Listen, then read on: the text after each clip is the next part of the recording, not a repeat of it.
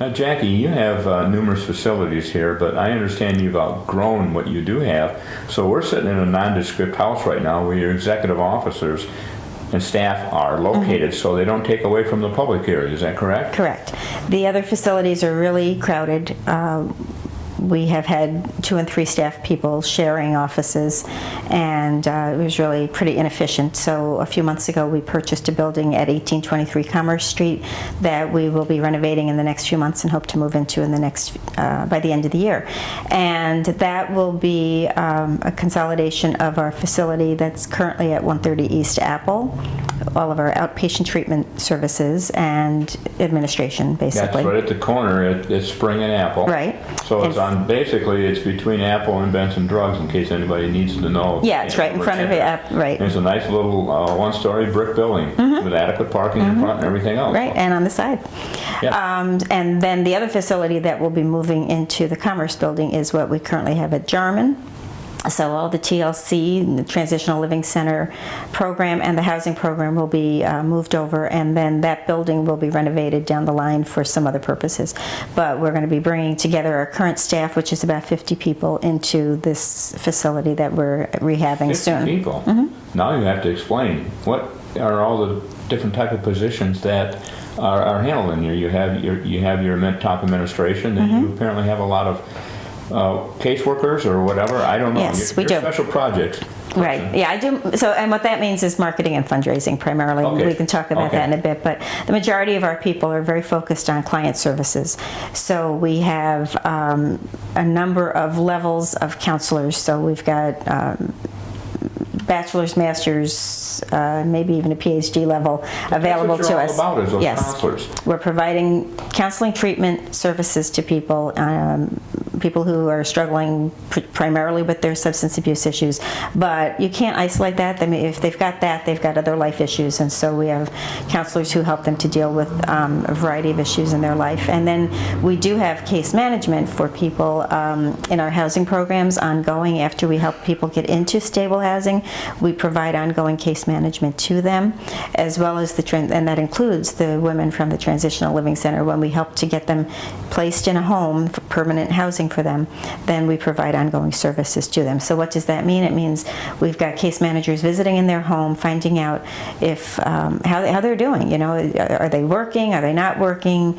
Are they healthy? Well, they're are their being kids supportive more than anything else, and Right. seeing that they're following through on the programs that can help them or the benefits that Yes, help and them. what services in the They're community stepping might they forward need? with Are there transportation issues, childcare issues? Where do they need some help so that they don't wind up falling back to their old lifestyle? Because what they want to do is stay stable, and so that's what we're there to help them do. Now, these clients, they probably come from all walks of life. Absolutely, absolutely. And because nobody plans on anything, Right. it just happens. Mm-hmm. A lot of times circumstances, like it says, foreclosures is just too much of a burden for some people to handle. And they don't know what to do. So basically, I think it's a godsend out to this organization. Right, and I don't know that we specialize in foreclosures. I think that probably the majority of our clients, and I don't know that I should speak this, but I think the majority of our clients are renters. You know, people who've lived in apartments or rented houses rather than having lost a home that they owned. But in the last few years, we've seen many more clients who have owned a home and lost it because of the economy. And so we've become more adept at dealing with those situations as well because of that. And I'm sure part of the problem, too, is the economic downturn, that people just can't find work. Yeah, And so complicates it a lot, doesn't it? very, very frustrating, very stressful. Can't pay rent, can't pay heat, Right. light, and all those kind of bills. Well, and that's the relationship with substance abuse, and why, you know, a lot of people will ask, why is this agency that was doing substance abuse treatment suddenly doing housing programs? When you've got people who are losing their home or have lost their home and are dealing with levels of stress, they'll turn to substances often for It's an relief. escape. Right. And unfortunately, you've got the other side of the coin, which is a lot of people who get caught up in the world of substances wind up losing a home because they're putting all their financial resources into their hobby. The end results are the same. Just starting could be just the opposite from either one of them. Yeah, So I can understand that. Yeah, so that's the relationship which kind of led to this, where we were finding a lot of women initially, but I mean men too, and we know there's an equal need in this community for men to be served, and that's not something that we're not ignoring. It's just down the line. But in a family atmosphere, it's usually, and we grew up with it, don't mean to stereotype it, but the men usually are in charge, and the women aren't familiar with how to buy a house, so they work with the couple to do this. It's changing now, but that puts a lot of people in an area that they're totally not adjusted to or ready to handle. All right, and a lot of men, typically men have made more money than women, and so if there is a divorce, if a woman is suddenly on her own, she's not going to be as capable of surviving and paying rent and keeping a family afloat as a man is or would be, and so that's a disparity that exists, the reality, and so that's why our focus was initially on helping women to get housed, because we saw that they had a greater need. Well, you've got 50 staff approximately. That means you must serve a tremendous large number of clients. We do. An idea? Thousands.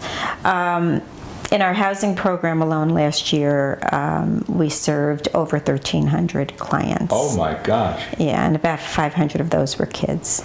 And then there's a lot of people don't know that every school district has a coordinator that works with kids who are homeless and tries to find them, because that sometimes people don't want to be known as homeless. You don't want to be. Well, it's an embarrassing situation. You want to hide it usually. Right. So we try to, these housing coordinators, liaisons, find them and make sure that we can provide as much stability to the kids as possible, because you don't want them being uprooted from school district to school district unnecessarily, because that's just more chaos in their life, and they're going to lose the education. And you want to keep them in school. Right. Homeless makes them very difficult to be part of a school district once in a while. Absolutely. And it's a challenge. If they're homeless, they don't have, and lack of school, they don't have much of a future to look for. They need that just to get their own feet planted on the ground. And it's a safe, quiet, warm place to be.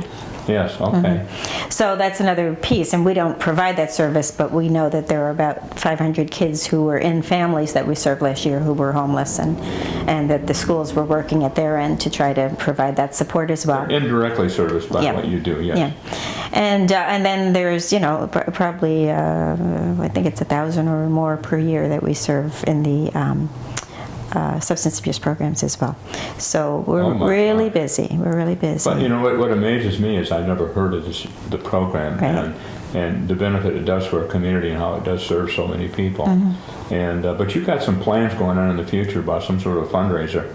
But we're going to take a little break right now so we can come back and spend more time just on that special fundraiser. I like the idea of the way you have stated it. So West Michigan, we'll be back.